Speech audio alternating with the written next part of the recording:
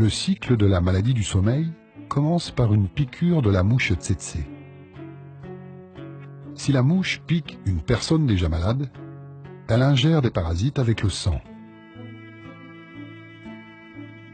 Ces parasites, les trypanosomes, se concentrent dans le tube digestif de la mouche.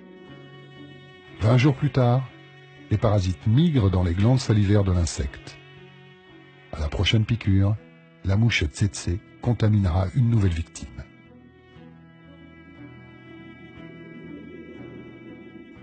Le parasite entre dans le système lymphatique, puis passe dans le sang et se propage dans tout l'organisme.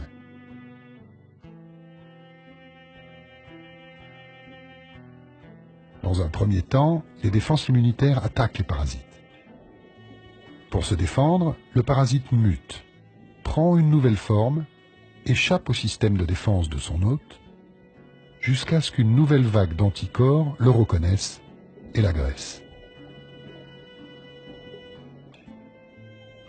Ce cycle d'attaque et de défense se reproduit plusieurs fois avec l'apparition de symptômes tels que des poussées de fièvre, maux de tête, douleurs articulaires. Symptômes qui traduisent à l'extérieur le combat intérieur entre cellules immunitaires et parasites.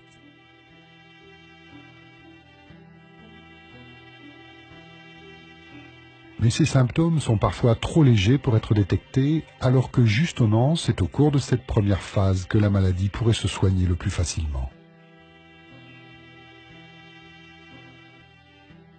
Quand la maladie n'est pas soignée à temps, le parasite se dirige vers le cerveau.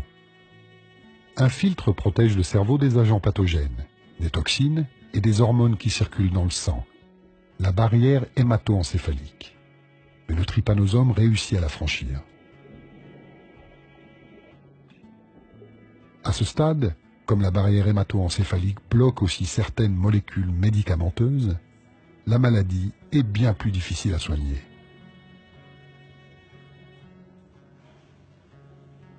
Une fois que le trypanosome est parvenu à se glisser dans le cerveau, le cycle du sommeil se dérègle. Le malade, qui souffre de confusion mentale, de troubles de la coordination, alterne des moments de grande fatigue et des moments d'agitation.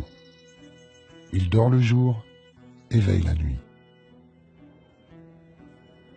La détérioration de son système nerveux le plonge finalement dans un coma.